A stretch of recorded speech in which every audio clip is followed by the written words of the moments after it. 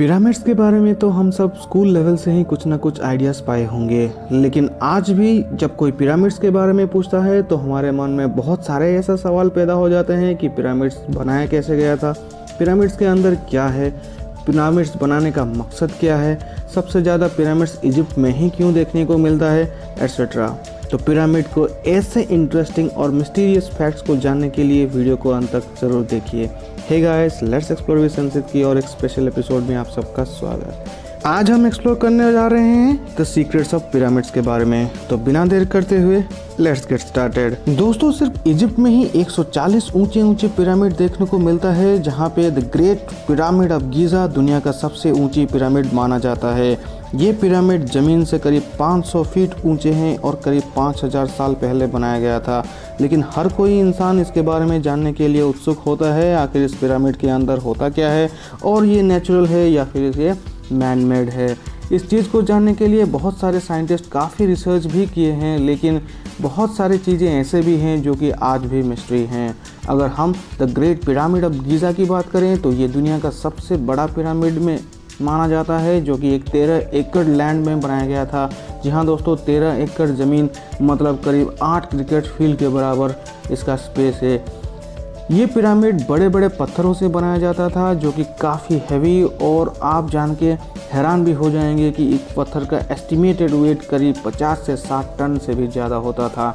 और ये सोच पाना भी मुश्किल है, क्योंकि इतने साल पहले बिना साइंस और टेक्नोलॉजी के बगैर इजिप्शियन इतना बड़े बड़े पिरामिड बना कैसे देते थे, और उन पिरामिड आज 7 वंडर्स में भी शामिल है। जिस समय ये पिरामिड बनाया गया था उस समय लोग ये भी नहीं जानते थे कि पृथ्वी चपटी है या फिर गोल।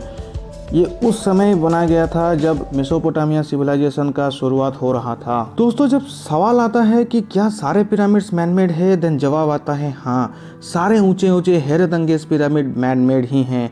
आज के इंजीनियर्स भी मानते हैं कि आज की इतनी एडवांस टेक्नोलॉजी होने के बावजूद भी ऐसा ही एक दूसरा पिरामिड बनाना नामुमकिन है। The great pyramid of Giza को बनाने में करीब 22 लाख पत्थरों का इस्तेमाल किया गया था, और ये पिरामिड ऐसे तरीकों से बनाया गया है जो कि अर्थक्वेक प्रूफ भी है, और इतने वजन होते हुए भी ये सरफेस में बिना धंसे खड़ा है।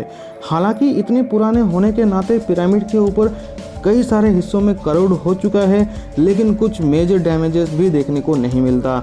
पिरामिड्स में इस्तेमाल किए गए बड़े बड़े पत्थरों के साइज को काटने के लिए ना ही ड्रिल मशीन था ना ही ग्राइंडर्स, लेकिन ये सब असंभव काम सिर्फ छेनी और हथौड़ों से ही बनाया गया था। सब कुछ होने के बाद सबसे बड़ा दिक्कत तो उस लाइमस्टोन पत्थर को 400 फुट ऊंचे हाइट तक पहुंचाया कैसे गया था। रिसर्चर्स के मुताबिक ये काम शायद एक स्पेशल पाथ से ऊपर तक पहुंचाया गया होगा, या फिर जिगजैग पाथ से ऊपर तक ट्रांसपोर्ट किए होंगे। और ये इतने बड़े बड़े पत्थरों को खींच के इतने हाइट तक पहुंचाना कोई आम बात नहीं। इस पिरामिड के अंदर बहुत सारे सुरंगें और कंपार्टमेंट भी हैं, और उन सुरंगों और कंपार्टमेंट में जो पत्थर इस्तेमाल किया गया था वो था ग्रेनाइट। जी हाँ गाइस, वो ग्रेनाइट था। ग्रेनाइट एक काफ़ी सख्त पत्थरों में से एक माना जाता है, और उन ग्रेनाइट पत्थरों को इतनी बारीकी से काटना एक रहस्य से कम नहीं है, क्योंकि आजकल के दौर में बहुत बड़े बड़े ग्रेनाइट मोटराइज्ड कटर से काटा जाता है, लेकिन उस समय ना ही मोटराइज्ड कटर था ना ही ड्रिल मशीन था।